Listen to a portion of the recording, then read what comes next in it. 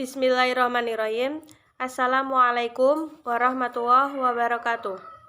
Saya Eva Arifia, NIM 3219011 dari jurusan Ilmu Hadis. Video ini dibuat untuk memenuhi tugas UAS mata kuliah Tahrij Hadis. Saya di sini akan sedikit mempresentasikan hasil UAS Tahrij Hadis saya, yaitu bab yakin dan tawakal hadis ke-75 dan ke-77 dalam kitab Riyadhus Shalihin.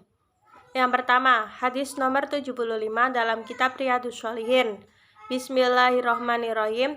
Ats-tsani an Ibni Abbasin radhiyallahu anhuma aidon anna Rasulullah sallallahu alaihi wasallam kana yaqulu Allahumma laka aslamtu wa bika amantu wa alaika tawakkaltu wa ilaika anabtu wa bika khasamtu. Allahumma inni a'udzu bi izzatika la ilaha illa anta antudilluni antal hayyul ladzi la yamutu wal jinnu wal insu yamutun. Setelah ditahrij pada kitab Mu'jamul Fahras melalui lafadz salamah yang terdapat pada halaman 515, hadis tersebut diriwayatkan oleh Imam Bukhari pada bab tahajud nomor 1, kemudian bab tauhid nomor 8, 35, dan 54. Lalu Imam Muslim bab musafirin nomor 199, 201. Imam Abu Dawud bab sholat nomor 119, Imam An-Nasai bab tatbik nomor 13, 14, 67 sampai 69, bab Qiyamul Lail nomor 9, Imam Ibnu Majah bab iqomah nomor 70, 180, Imam Ad-Darimi bab sholat nomor 169, Imam Malik bab Quran nomor 34, Imam Ahmad bin Hambal nomor 195, 102, 119, 298, 302, 308, dan 358. Salah satu lafadz yang diriwayatkan oleh Imam Muslim, yaitu Bismillahirrahmanirrahim. Hadatsani Hajjaj bin Syair, hadatsana Abdullah bin Amrin wa Abu Ma'marin, hadatsana Abdul Warithi, hadatsana Al-Husain, hadatsani Ibnu Buraidah an Yahya ibni Ya'mar an Ibni Abbasin anna Rasulullah sallallahu alaihi wasallam kana yaqulu Allahumma laka aslamtu wa bika amantu wa alaika tawakkaltu wa ilaika anabtu wa bika khasamtu. Allahumma inni a'udzu bi izzatika la ilaha illa anta antudilluni antal hayyul ladzi la yamutu wal jinnu wal insu yamutun.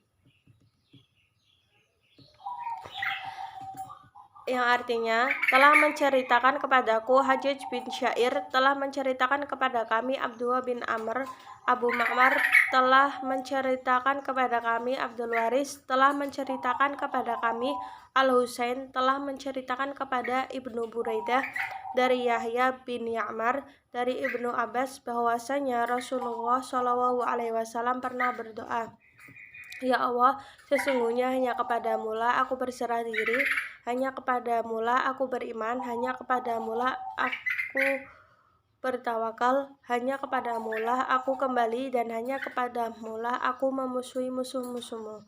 Ya Allah, sesungguhnya aku berlindung kepada keagungan-Mu yang tiada Tuhan selain Engkau, dari Engkau menyesatkanku. Engkaulah yang hidup dan tidak akan pernah mati, sedangkan jin dan manusia pasti akan mati. Hadis riwayat Imam Muslim. Sanad lengkapnya itu hadatsana Hajjaj bin Syair, hadatsana Abdullah bin Amr wa Abu Ma'mar, hadatsana Abdul Warisi, hadatsana Al-Husain, hadatsani Ibnu Buraidah an Yahya ibni Ya'mar an Ibni Abbas anna Rasulullah sallallahu alaihi wasallam. Kemudian klasifikasi periwayat. Yang pertama, Abdullah bin Abbas bin Abdul Muthalib bin Hashim. Kunyahnya Abu Al-Abbas. Statusnya itu sahabat. Tinggalnya di negeri Marur Rawj. wafat pada 68 Hijriah. Klasifikasinya sikoh, sahabat atau sahabat ya. Komentar para ulama mengenai Abu al-Abbas. Menurut Al-Bukhari itu menyebutkan bahwasanya Abu al-Abbas itu sahabat dari kitabnya Tarikh. Menurut Abu Hatim Ar-Razi, Abu Abbas ini sahabat. Menurut Ibnu Hibban juga sahabat dari kitabnya Sikot.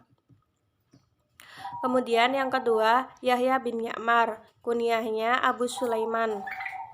Statusnya tabi'in kalangan pertengahan, tinggal di negeri Hims, wafat pada tahun 89 Hijriah. Klasifikasinya sikoh hafiz. Komentar ulama mengenai Abu Sulaiman. Yang pertama, Yahya bin Mu'in Ad-Dawari mengatakan bahwa Yahya bin Ya'mar tidak mendengar dari Aisyah. Abu Hatim Ar-Razi mengatakan sikoh. Abu Zar'ah Ar-Razi mengatakan sikoh. An-Nasai mengatakan sikoh. Ibnu Hibban menyebutkan Abu Sulaiman termasuk bagian tabi'in dari kitabnya Sikot. Kemudian Abdullah bin Al-Buraidah bin Al-Husayb, kunyahnya Abu Sahal. Status tabi'in kalangan pertengahan, tinggal di negeri Hims, wafat pada tahun 115 Hijriah. Klasifikasi sikoh. Komentar ulama mengenai Abu Sahal. Menurut Yahya bin Mu'in sikoh. Menurut Abu Hatim Ar-Razi sikoh. Menurut Abu Zar'ah Ar-Razi tidak mendengar dari Umar. Ibnu Hibban menyebutkan bahwa Abu Sahal bagian tabi'in dari kitabnya sikoh. Selanjutnya Al-Husain bin Waqid, kunyahnya Abu Ali. Statusnya itu tabi'ut tabi'in kalangan tua, dari negeri, tinggalnya di negeri Hims, wafat pada tahun 159 Hijriah. Klasifikasi sikoh. Komentar ulama mengenai Abu Ali. Menurut Yahya bin Mu'in Ad-Darimi mengatakan Abu Ali sikoh. Abu Hatim Ar-Razi mengatakan sikoh. An-Nasai mengatakan sikoh. Al-Ajali mengatakan sikoh. Ibnu Sa'ad mengatakan sikoh. Lalu Abdul Waris bin Sa'id bin Dakwan, kunyahnya Abu Ubaidah.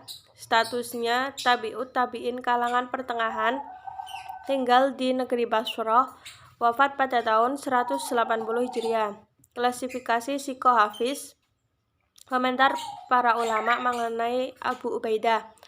Menurut Abu Hatim Ar-Razi mengatakan sikoh soduk. Abu Zar'ah Ar-Razi mengatakan sikoh. An-Nasai mengatakan sikoh sabat.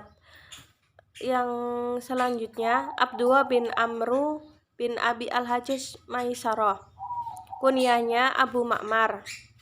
Statusnya itu tabi'ul ajba kalangan tua, tinggal di negeri Basrah, wafat pada tahun 224 Hijriah. Klasifikasi sikoh. Komentar ulama mengenai Abu Ma'mar. Yang pertama, Yahya bin Mu'in Abu Bakar bin Abi Haisamah mengatakan sikoh sabat. Abu Zar'ah Ar-Razi mengatakan sikoh hafiz. Ibnu Hibban menyebutkan bahwa Abu Ma'mar termasuk bagian tabi'ul ajba dari kitabnya sikoh. Kemudian Hajjaj bin Yusuf bin Hajjaj, kunyahnya Abu Muhammad. Statusnya tabi'ul ajba kalangan pertengahan, tinggal di negeri Baghdad, wafat pada tahun 259 Hijriah. Klasifikasi sikoh hafiz. Komentar ulama mengenai Abu Muhammad. Menurut Abu Hatim Ar-Razi itu soduk. Menurut An-Nasai sikoh.